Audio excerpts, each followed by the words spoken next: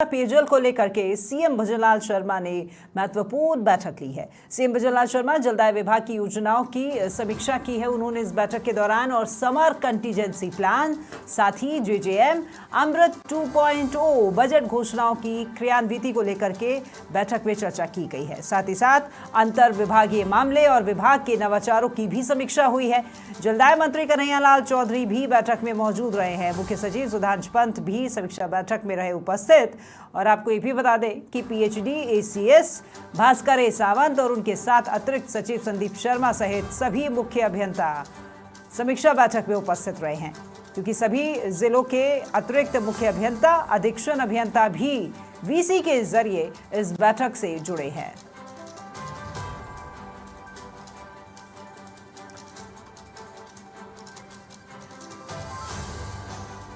तो चलिए ज्यादा जानकारी लेते हैं। वरिष्ठ संवाददाता राकेश शर्मा हमारे साथ फोन लाइन पर जुड़ गए हैं। राकेश जी, समीक्षा बैठक ली गई है मुख्यमंत्री के द्वारा, क्योंकि पेयजल समस्या को लेकर के आगे किस तरह से इस समस्या का निदान किया जा सके उसको लेकर चर्चा हुई।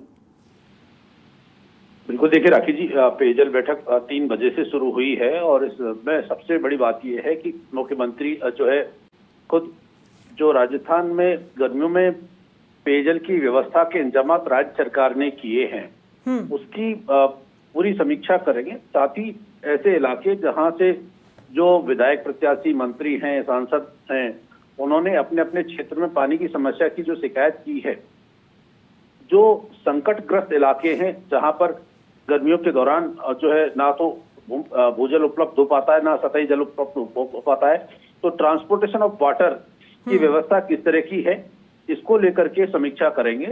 जो जल जीवन मिशन है, अमृत 2.0 है, राज्य सरकार की बजट घोषणाओं की क्रियान्विति है, इन पर आज चर्चा की जाएगी। लेकिन यहाँ एक बड़ी चौंकाने वाली बात यह है कि समाचार प्रेस के पास जो मौजूद रिपोर्ट है जो जलदाय विभाग के इंजीनियरों ने तैयार की है, एक झूठ का बड़ा पुलिंदा जो है सरकार के सामने पेश किया जा रहा है जी। उसमें व्यवस्थाओं को बहुत बेहद दुरुस्त बताने की बात की जा रही है।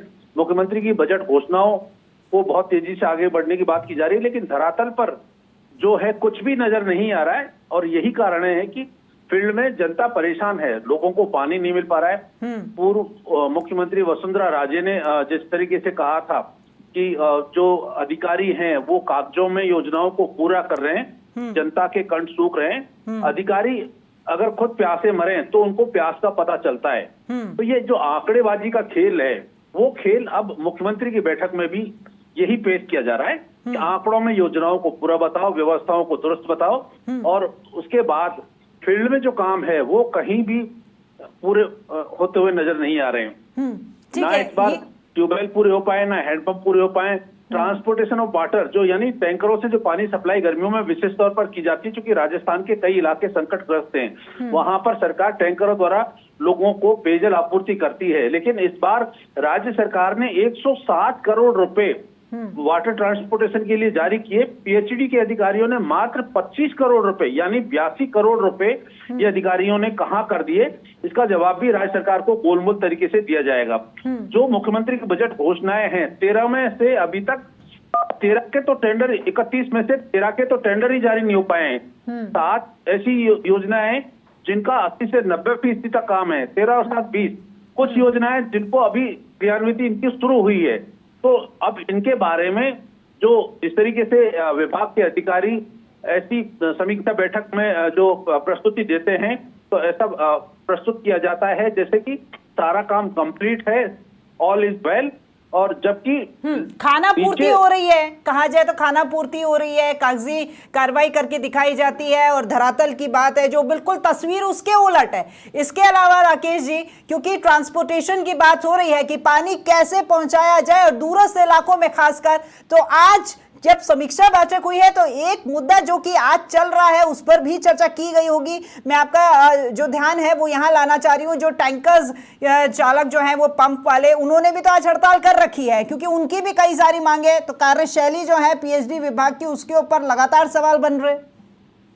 बिल्कुल, देखिए राकेश जी, पूरे टैंकर जो जलदाय विभाग का पानी सप्लाई करते हैं लोगों को, राज्य सरकार ने जो व्यवस्था दी है कि निःशुल्क पानी उपलब्ध करवाया जाए, और जो टैंकर संचालन के लिए जो खर्चा आता है वो राज्य सरकार ने 6 महीने पहले जलदाय विभाग के अधिकारियों को दे दिया।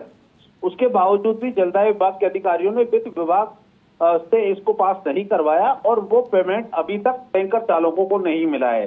और 7 महीने तक टैंकर चालकों ना तो ड्राइवरों को सैलरी दे पा रहे हैं, ना टैंकर में ट्रैक्टर में डीजल डलवा पा रहे हैं, ना जो टैंकर की मरम्मत करवानी थी गर्मियों के लिए वो करवा पा रहे हैं। तो उनको आंदोलन आज से बेमियादी हड़ताल पर जाना पड़ा है। दूसरी तरफ आज ही जो ग्रामीण पेयजल योजनाएं जो कि राज्य की लगभग 65% आबादी को पानी पिलाते हैं, जनता जल योजना के जो पंप चालक हैं उन्होंने भी जल भवन का घेराव कर रखा है और वो ये चेतावनी दे रहे हैं कि जो जलदाय प्रशासन सरकार ने जो वादे किए थे उन पर जलदाय प्रशासन द्वारा अमल नहीं किया जा रहा है। उनकी मांगों को लेकर आज जल भवन में सभी इंजीनियरों का उन्होंने घेराव किया है। एक बहुत बड़ी विशाल उन्होंने रैली निकाली है।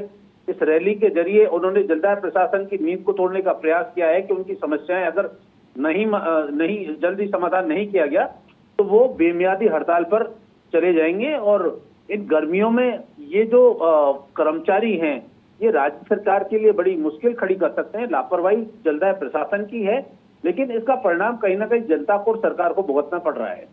और पीएचडी विभाग को लेकर खास तौर पर कहना चाहूंगी राकेश जी कि अभी बजट में भी नई घोषणाएं कर दी गई हैं।